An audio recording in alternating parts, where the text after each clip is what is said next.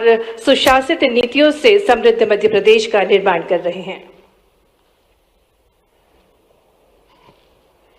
समृद्ध मध्य प्रदेश 2047, उसमें केंद्रीय संस्थानों की भूमिका, इस विषय पर आयोजित सम्मेलन में मंच पर विराजमान हमारे मुख्य सचिव माननीय वर्णवाल जी, प्रोफेसर राजू दीक्षित जी, समूचा मंच और आप सब, सच में यशस्वी प्रधानमंत्री के नेतृत्व में वर्तमान का समय की अगर हम तुलना करें तो अतीत के त्रेता युग में भगवान राम के उस घटनाक्रम को याद करें जब समुद्र के किनारे समुद्र लांघने की बात आई, पूरी सेना तैयार सन्नद्ध, रावण की लंका सामने दिखाई दे रही है। और ऐसे में उस घटनाक्रम में जो सबसे महत्व की भूमिका जामवंत ने निभाई थी, उन्होंने कहा चुनौती भी है, अवसर भी है, सब कुछ है, लेकिन हनुमान जी ये आप में सामर्थ्य भी है। और ये सामर्थ्य का एहसास करा करके हम बाकी की रामायण सबको मालूम है। मैं समझता हूँ आज के इस अवसर पर यशस्वी प्रधानमंत्री ने भी वही भूमिका निभाई है, भारत को भारत की ताकत का एहसास कराते हुए भारत में वो सामर्थ्य है, वो तमाम चुनौतियों को हल करने का अपने अंदर मादा है, जिसके आधार पर एक तरह से चमत्कार हो रहा है। ये जो वर्तमान का टेन्योर 12 साल का कोई समय नहीं माना जाता है, लेकिन कभी हम दोनों चीज से तुलना करके देखें और वो तुलना करेंगे तो वो सब कुछ मिलेगा। सेमीकंडक्टर की बात अभी अपने आप मध्य प्रदेश के अंदर लगाने के लिए यूनिट आने लगी, कभी 2 साल 3 साल पहले तक हम सोच नहीं सकते थे, जो 10-12 साल के अंदर कहां से कहां समय चला गया। ये छोटे छोटे, लेकिन ये बात सही है कि दूरदर्शी नेतृत्व की दृष्टि और वर्तमान का मार्गदर्शन हमारे सभी राज्यों को स्वस्थ रूप से बढ़ाने के लिए वो अवसर भी उपलब्ध करा रहा है और उस कारण से विचार का मौका भी दे रहा है, जिसकी आज हम बात कर रहे हैं।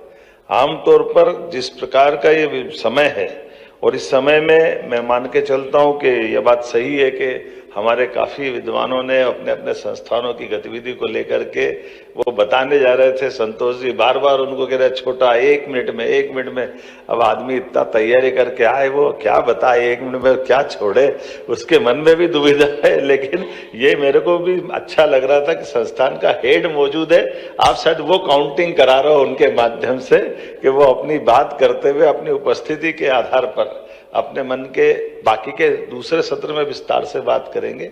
अच्छी बात है। मैं आप सबको मध्य प्रदेश सरकार की ओर से नमस्कार करता हूं, आपको बधाई देता हूं आपकी भूमिका के लिए। जब नमस्कार तुम करना हो तो दिल से अपने आप के अंदर जोड़ने का प्रयास भी आप करेंगे। थोड़ी सी देर लगी लेकिन समझ में तो आ ही गया कि हमारे लिए उत्साहवर्धन के लिए 2 हाथ के बीच के आने वाली आवाज भी हमारे लिए समुद्र में ऊपर से नहीं सामने से छलांग लगाने का मौका देती। कितना अच्छा लगता बदलते समय में, आज की दौर में जब हम बात कर रहे हैं, सच में ये कई प्रकार से हमारे देश की अतीत की वो सारी गौरवशाली अच्छाइयों की बात करें वो अपनी बात है, लेकिन आज के समय में भी कितनी, केवल तुलना करो, 2-3-4 बातों को बताऊंगा, लंबी बात तो नहीं करूंगा। आपने देखा हो कि देश आजादी के समय घटनाक्रम दुनिया के अंदर भी देखेंगे। एक इजराइल जैसा देश जो हमारे 1 साल बाद आजाद होता दिखाई दे रहा, वो 48 की बात है। जर्मनी, जापान और बाकी सब हालत क्या हुई हमको मालूम है। जापान तो क्या तबाह हुआ सेकंड वर्ल्ड वॉर में, छिपा हुआ नहीं, अमेरिका के परमाणु बम के बाद। लेकिन जापान, इजराइल, खुद हमारा ये पड़ोसी देश और तमाम प्रकार से आप कभी देखो, कल्पना करो तुलनात्मक रूप से, कुछ समय पहले तक पाकिस्तान की इकोनॉमी भारत से अच्छी मानी जाती थी। पाकिस्तान जैसा देश जो हमसे अलग हुआ था, उसकी अपनी दुनिया, लेकिन समय के साथ जो घटनाक्रम घटते गए। लेकिन आज के इस अवसर पर यशस्वी प्रधानमंत्री ने न केवल हमारी उन सारी बातों का एहसास कराया, आप अंदाज लगा लो, देश के दुश्मनों से निपटने के लिए जाबाज सैनिक बैठे, इनके लिए जोरदार ताली बजाओ। हमारे अपने दुनिया के 3 देश ऐसे हो गए जो अपने देश से निपटने के लिए हमारी सीमाओं को छोड़ो, वो गया समय जब बॉर्डर के अंदर आकर के वो हमारे सैनिकों के सर काट के ले जाते थे। बड़ा कठिन और चुनौती का दौर था। लेकिन आज वो दौर बदला है। हमने हर प्रकार से, थल में, जल में, हवा में, सब प्रकार से, और अब तो नई ड्रोन टेक्नोलॉजी के माध्यम से युद्ध का भी स्वरूप बदल गया। अभी अभी आखिरी ऑपरेशन सिंदूर के समय हमारे बॉर्डर के इलाके में लोग हमेशा की तरह इंतजार करते रह गए, युद्ध पूरा हो गया। मालूम पड़ा यहाँ कुछ हुआ ही नहीं, ऊपर से ही सब कुछ हो गया जो होना। ये जो समय बदला है, इस समय बदलते समय को वॉच करने की जरूरत भी। और इस तरह से आज जब मैं आपसे बात कर रहा हूँ, कई चुनौतियां भी हमारे सामने। चुनौतियां कैसी है? अभी किसी भी स्कूल के, कॉलेज के कार्यक्रम में हम जाते हैं, आप अपन सभी जाते हैं, हम क्या जाते हैं, और कॉमन बात करें कि हम में से, परिवार में से बताइए आप खेती किसानी वाले परिवार कितने हैं? कमोबेश 99% लोग हाथ खड़े करेंगे, हम खेती किसानी के परिवार। लेकिन अब उनसे पूछो खेती कौन करना चाहता है, एक हाथ नहीं उठेगा। तो ये क्या हो रहा है? हम आने वाले समय की दृष्टि से ये जो चुनौती हमको घर में से ही मिल रही है, जब हमारा एग्रीकल्चर आधारित देश और प्रदेश, लेकिन वहां ये निराशा को, अब ये अलग बात है कि बदलते दौर में हमारे यहाँ खुद के यहाँ बदल गया। आज का समय कैसा हो गया?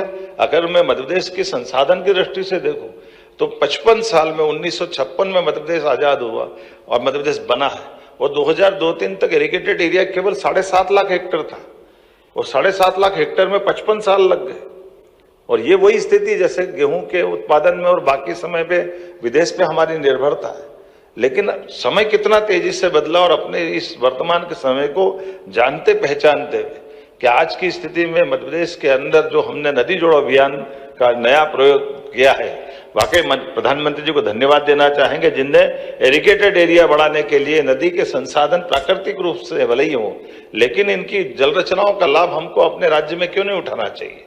तो केन बेतवा नदी जोड़ो अभियान विश्व का पहला मध्य प्रदेश ने लिया है, आप वैज्ञानिकों के कारण से, कि हाँ हमने अपने संसाधनों की बलबूते पर, एक नदी में बाढ़ आती है और दूसरे को जोड़ दो, दोनों का तालमेल कर दो, ज्यादा पानी यहाँ इकट्ठा कर लो, बाद में हम बंटवारा कर देंगे। तो स्वस्थ प्रतिस्पर्धा भी राज्यों के बीच, अदरवाइज हमने तो केरल, कर्नाटक, आंध्र, तमिलनाडु में लोगों को मरते देखा है। आज समय कैसा आ गया, मिल करके काम करने का, स्वस्थ प्रतिस्पर्धा। राज्य आगे बढ़े तो देश आगे बढ़ेगा, लेकिन राज्य के आगे बढ़ने में परस्पर भाव स्वभाव बदलने की जरूरत है। राजस्थान के साथ 20 साल से हमारा पानी का बंटवारे का निर्णय नहीं हो रहा था। अब सबको मालूम है राजस्थान पानी की कमी का एक बहुत बड़ा कारण से उसका विकास पहले का अटकता है।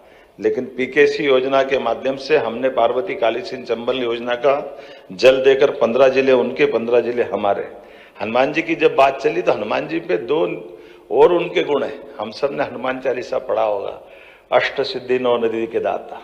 तो ये अष्ट सिद्धि और 9 निधि की बात अगर अपन करें तो आज के समय के हिसाब से अगर मैं इसको देखूं तो आपको ध्यान में आएगा, आज हमारी अपने इस वर्तमान के समय की दृष्टि से अब हमारे लिए सच में मध्य प्रदेश की दृष्टि से तो हमारे पास जो अष्ट सिद्धि से 9 निधि की तरफ से कुशल आता है, मैन्युफैक्चरिंग प्रदेश को ग्लोबल मैन्युफैक्चरिंग हब बनाता है, रिसर्च, एआई और पब्लिकेशन से पेटेंट तक का रोड मैप, इनोवेशन, इंफ्रास्ट्रक्चर, नवाचार, अधोसंरचना की बात करते हैं तो आधुनिक, सुदृढ़ और डिजिटल इंफ्रास्ट्रक्चर के विकास के लिए बड़ी संभावना है।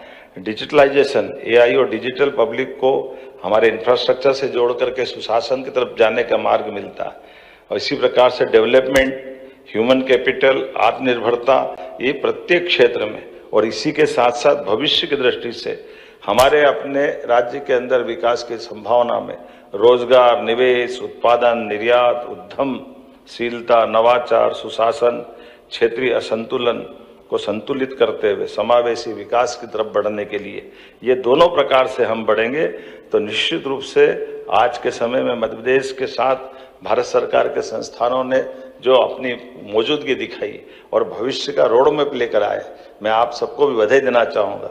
और मैं आपको आश्वस्त करना चाहूँगा, आज के समय में जब हमारे लिए स्किल नई करेंसी है और इनोवेशन नई इकोनॉमी है, ऐसे समय में हमारे संस्थानों को कौशल, शोध, नवाचार, उद्यमिता का केंद्र बनाने की आवश्यकता है। और पब्लिकेशन से पेटेंट तक, पेटेंट से प्रोटोटाइप तक, प्रोटोटाइप से इंटर